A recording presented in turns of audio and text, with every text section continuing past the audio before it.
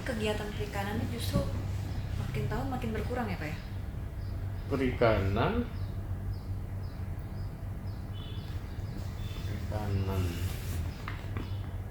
nelayan-nelayan kita itu kan dominan orang-orang Bugis,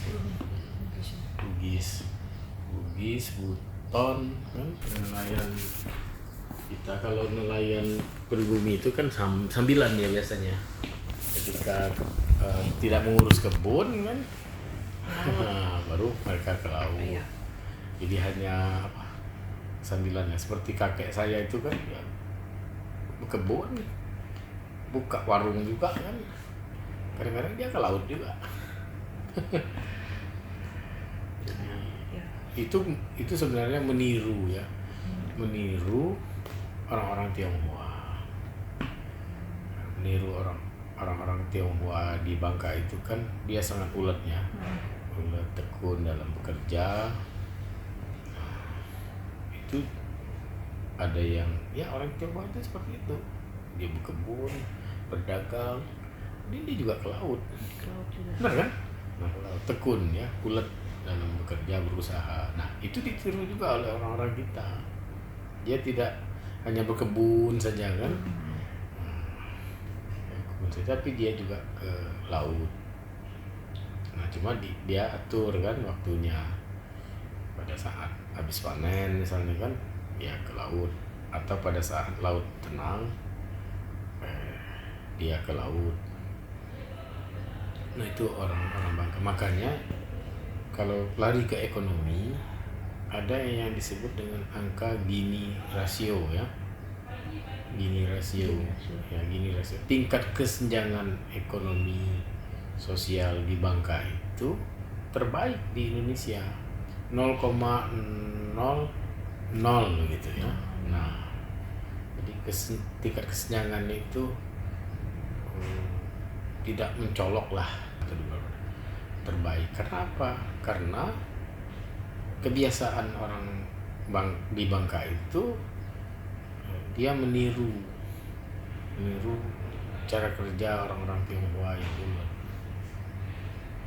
Orang Tionghoa itu habis subuh dia lah ke pasar. Nah, kita pun seperti itu.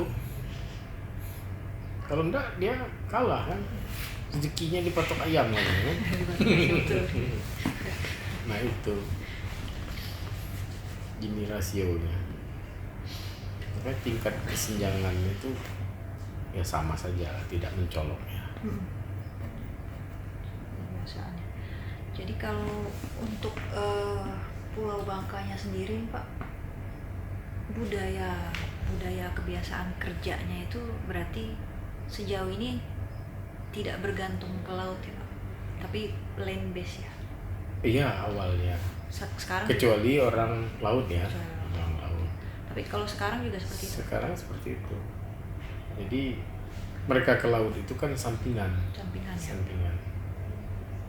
Yang jadi nelayan tulen itu ya kebanyakan orang-orang datang. Bugis ya. Pantun itu yang mana? Pantun yang ada unsur ikan itu. Oh iya. Itu memang wujud penghargaan terhadap masyarakat pesisir atau gimana Pak? Kalau pantun terkait ya ikan ya, pertama kan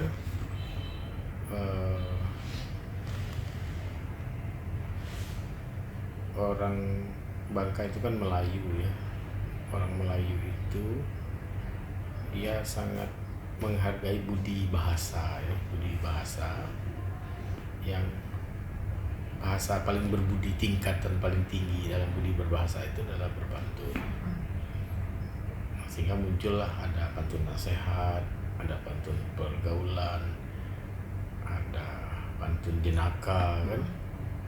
Nah, itu lambang dari tingginya budi bahasa. Bahkan marah pun pantun ya. Pantun seperti itu. Nasihati pun dengan pantun, dengan kata-kata kiasan. Nah, termasuklah pantun itu kan ada sampiran, ada isi kan. Dua kalimat pertama itu disebut dengan sampiran, dua kalimat kedua itu disebut isi.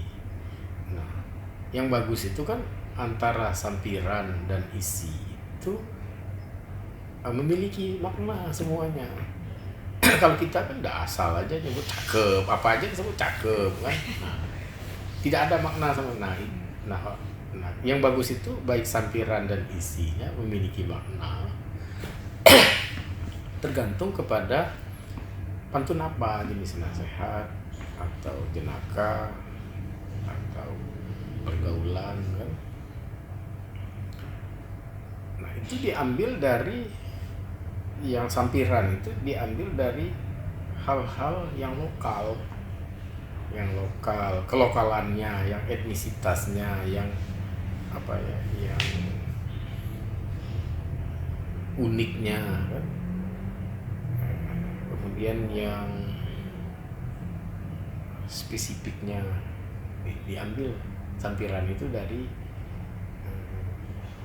daerah setempat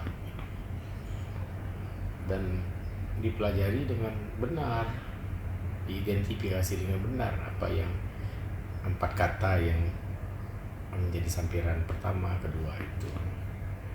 Nah, termasuklah sampiran yang berhubungan dengan kekayaan bahari, kekayaan laut kan, ikan misalnya, nama-nama wilayah geografisnya, nama-nama pulaunya.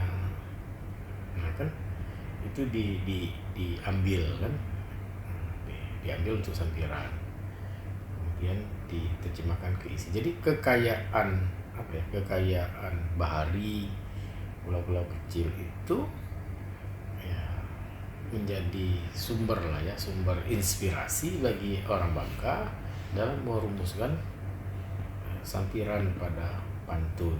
Tetapi memang harus dipelajari betul-betul, tidak asal sebut, asal ya bersajak AB atau AA atau BB, tidak hanya itu. Nah, jadi saya senang sih orang berpantun ya. Orang berpantun saya senang. Artinya ada kemauan ya untuk berbudi bahasa yang baik. Tetapi kan lebih bagus lagi kalau pantun itu penuh syarat dengan makna. Misalnya sekarang ini kan saya pakai baju kan, lipat dagang busana bawahan, kita jual dibuat pelikat. Selamat datang misalnya hadirin sekalian, semoga sehat walafiat kan, bagus kan, misalnya kan. Nah, lipat dagang itu kan baju adat kita itu kan ada 2 lipatan namanya, lipatan dagang dan lipatan sholat. Kalau ini kan lipatan dagang namanya, karena kantongnya tertutup, ada kantong ini Bu, dua, nah ditutup oleh kain kan.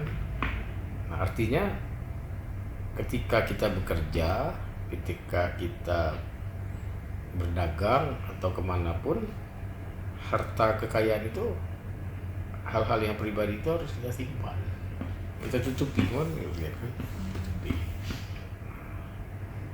Dibuat pelekat itu untuk apa sih sebenarnya?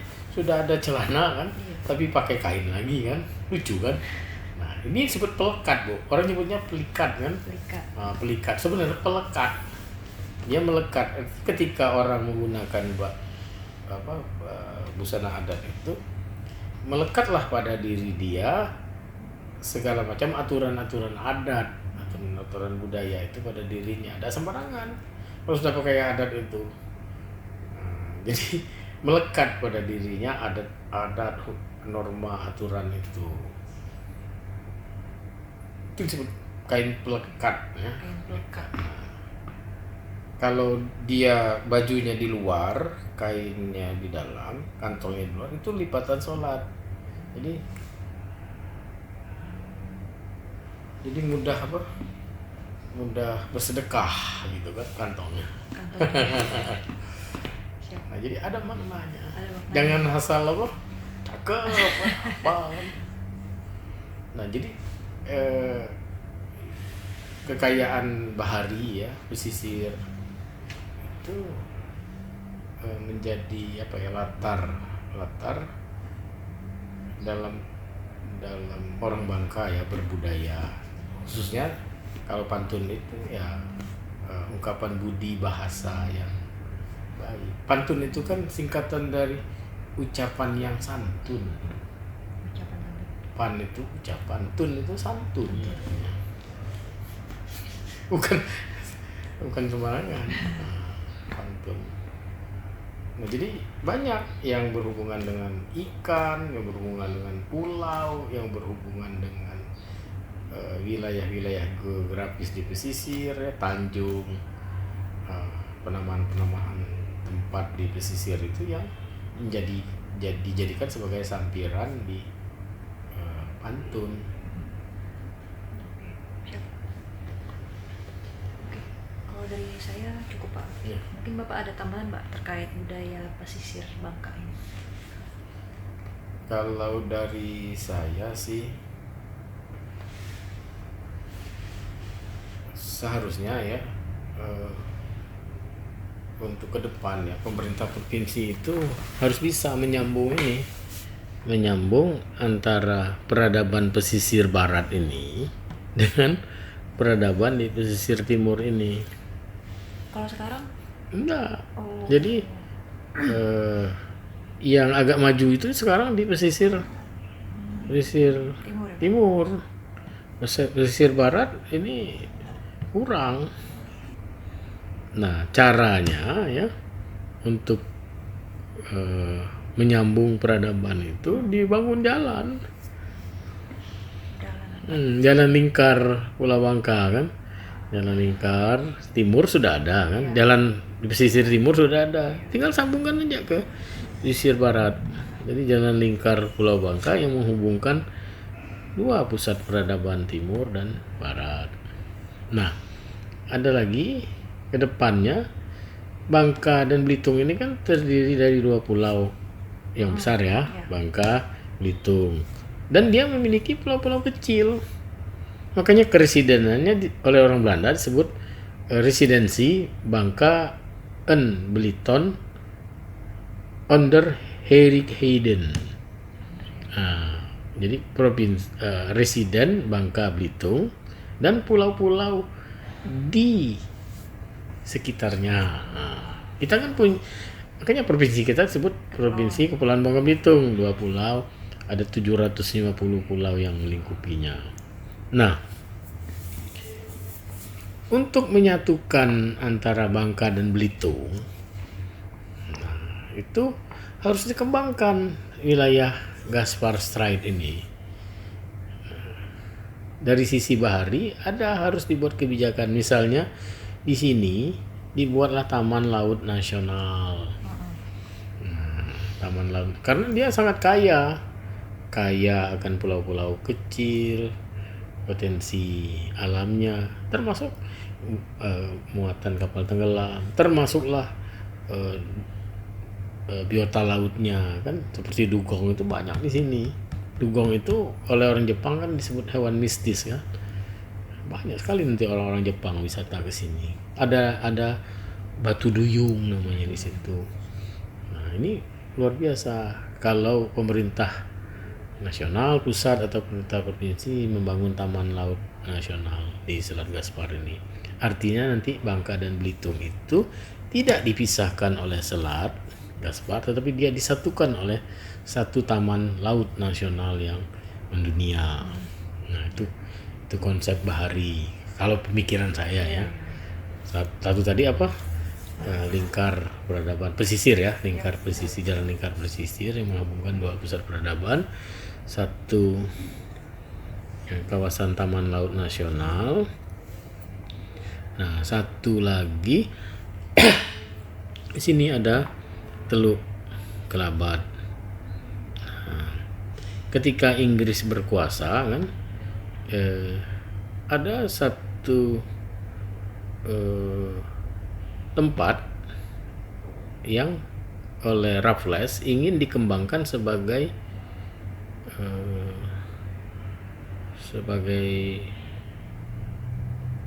pelabuhan yang besar. Dia beri nama NV Wellington. Wellington itu nama jenderal besar Inggris. Nah, nama pelabuhannya di Blinyu itu. Nah, cita-cita Raffles itu ingin menjadikan, ini kan ada Teluk Kelabat luar, ada Teluk Kelabat dalam, ada semacam estuaria namanya kan. Kalau kita pelajari, ini terlindung sekali ini. Oleh Inggris ini akan dijadikan sebagai pusat armada maritim Inggris di kawasan belahan dunia sebelah timur. Nah, ini harus diperhatikan oleh pemerintah Republik Indonesia. Inggris saja sudah mengkaji seperti itu kan. Nah, Inggris sudah mengkaji bahwa dia sangat strategis, sangat cocok. Nah, kita kan punya armada timur, armada barat kan. Sudah saatnya angkatan laut kita diperkuat, dibangun lagi satu pusat armada di sini. Kan dia berhadapan dengan pusat-pusat pertumbuhan ekonomi dunia baru, Cina, Korea, Jepang. Di sini kan atas kita kan. Nah, ini nih. Artinya saya menyampaikan itu bukan dalam konteks dalam konteks sejarah, karena saya seorang sejarawan kan. Nah, dari sisi sejarahnya begini, ke depannya begini, dari sisi sejarahnya begini ke depan, dari sisi sejarahnya begini ke depannya seperti apa. Itu saja dari saya. Kalau terkait dengan istilahnya kan mau nggak mau itu infrastruktur juga harus dibangun. Iya. Nanti kalau kita lihat dari pengalaman kan, semakin maju suatu tempat ada risiko malah budayanya juga ikut tergusur, Pak. Itu gimana, Pak, meminimalisir risiko seperti itu, Pak? Ya, yang kalau peradaban itu kan kita dari SD kan belajar bahwa jalan itu adalah urat nadi ya ekonomi kan. Nah, jadi ya semakin maju kan masyarakat itu kan, ya mudah-mudahan dia semakin beradab kan, semakin beradab. Nah, itu ya. Kemudian wilayah ini kan menjadi wilayah taman laut ini kan justru menjadi lestari dia. Ya, jadi lestari karena dia menjadi taman laut yang harus dijaga kan. Kita sekarang punya Bunaken ya. Bunaken, Pak, ada. Ya, Bunaken cuma ya Kotobi kan. Nah, di Bangka Belitung nama provinsinya Kepulauan, tapi dia tidak punya Taman laut. Iya, lucu kan. Nah, kalau ini kan terkait dengan keamanan negara kan, dia menjadi restricted area yang terbatas sebagai kawasan pertahanan maritim kita. Jadi saya pikir tidak ada pengaruhnya kepada masyarakat, tetapi justru secara global, secara nasional dia Bangka itu menjadi menjadi satu pulau yang sangat penting ya keberadaannya di antara 17.000 pulau di Indonesia. Kalau menurut Bapak, biar salah satu untuk melestarikan itu perlu nggak, Pak, pengenalan atau sosialisasi itu ke sekolah-sekolah gitu, Pak? Kalau saat ini kan paling kita menjelaskan tentang sejarahnya kan. Sejarah